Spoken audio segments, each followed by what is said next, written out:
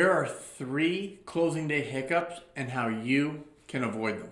Number one is money's transferred over, your name's on title, you've got the keys, but the sellers have yet to vacate the home. Yeah, so this actually happened to us a couple of weeks ago. Our buyers purchased a property and they got the exciting call that their name was officially on title and they got the lockbox code. When we headed over there, the sellers were still moving out. Now, when you do closing, typically you'll get a call from the lawyers in the afternoon. But as per any standard agreement, the closing needs to happen by 6 p.m. that day. At the latest. At the latest, yes. So we headed over at 6 p.m. and like I said, the sellers were still moving out until the wee hours of the night. Now, as a buyer, there's really not much you can do to avoid this happening. However, if it does, there are things that you can do to be compensated for your inconvenience. You let the lawyers know. And if there's situations where maybe you had to get a hotel for that night, maybe you had a moving truck waiting and now you are incurring more moving expenses, you can be reimbursed for this inconvenience through the lawyers. Absolutely, and I think the big take home here is not everybody is going to be organized.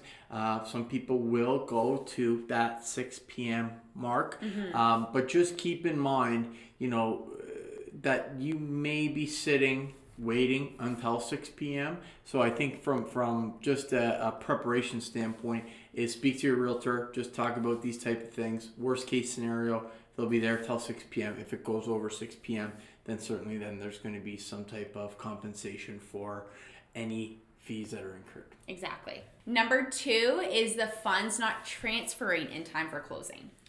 Yeah, unfortunately, this is probably going to be the most reoccurring one. And typically, in our experience, what happens is there are two properties that are closing on the exact same day, right? So if you're someone who has sold your property and purchased a new home, generally, if you're taking those dates and you're stacking them, in theory, it seems the most logical. Yeah. Logistically, sometimes it works. But what happens is, let's say, for example, the home that you have sold, if those funds are even delayed a little bit, it's going to back up the property that you've purchased. And if the time is extending past, let's say 5 p.m., lawyers aren't going to work on it, or 6 p.m., what happens is the closing is actually going to get pushed to the next day. And now what happens is you are actually liable for the delay in that closing, and there's going to be costs incurred because you did not fulfill your end of the agreement. Yeah, exactly. So ways to avoid this happening is having your whatever you're buying actually close before the sale of your current property. So this would involve bridge financing, which you would get through your bank or mortgage broker. And yes, there are going to be fees associated with this. However, like Jesse mentioned, if you don't get the funds in time, there are also fees associated with that. So a lot of times it's a lot easier for you to move into your new home and a couple days later then close on your current property.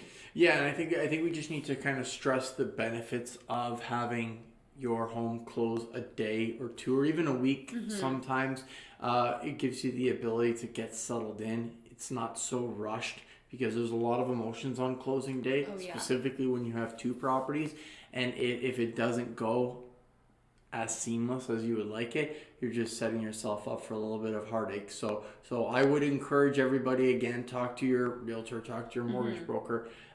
Bridge financing is certainly a way to alleviate a lot of stress. Yeah, exactly. And in the grand scheme, it's not that much money to save you the stress of moving out and into a house all in one afternoon, basically. Yeah. Number 3 is getting yourself settled in only to find out that the burner on the stove isn't working, the dishwasher's leaking, the dryer not turning on. So any of the mechanical not working. Yeah, so you're always super excited to get the keys to your house. And then when you go in and find issues like this, or maybe there's garbage left behind, maybe there's damage in the walls left behind, it's really disheartening. So if that does happen, you let your lawyer and your realtor know so that this can get resolved as soon as possible. And we want to know this information on the day of closing. So take pictures of the damage or a video of the dishwasher leaking or not working.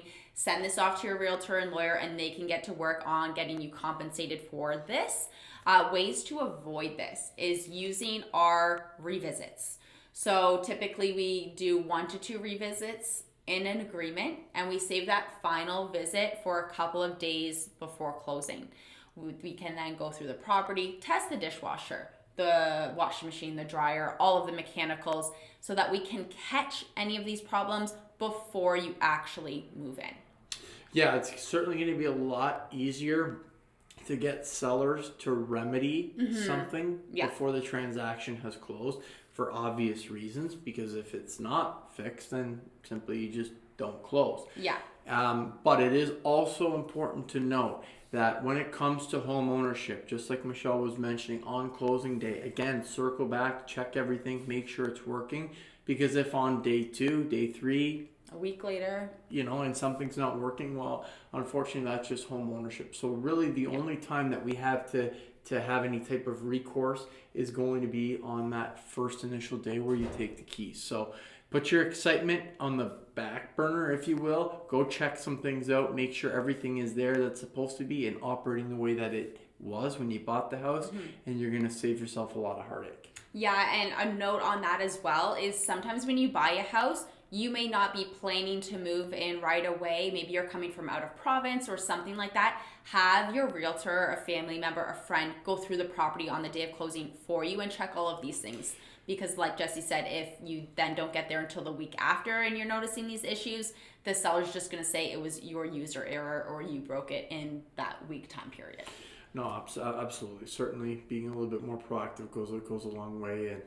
And I think overall, lots of things can go wrong on closing. All 3 of these things that we discussed, they don't happen that often, but they do. And it's good to be prepared. The more prepared you are for these things potentially happening, the smoother things can go, I think.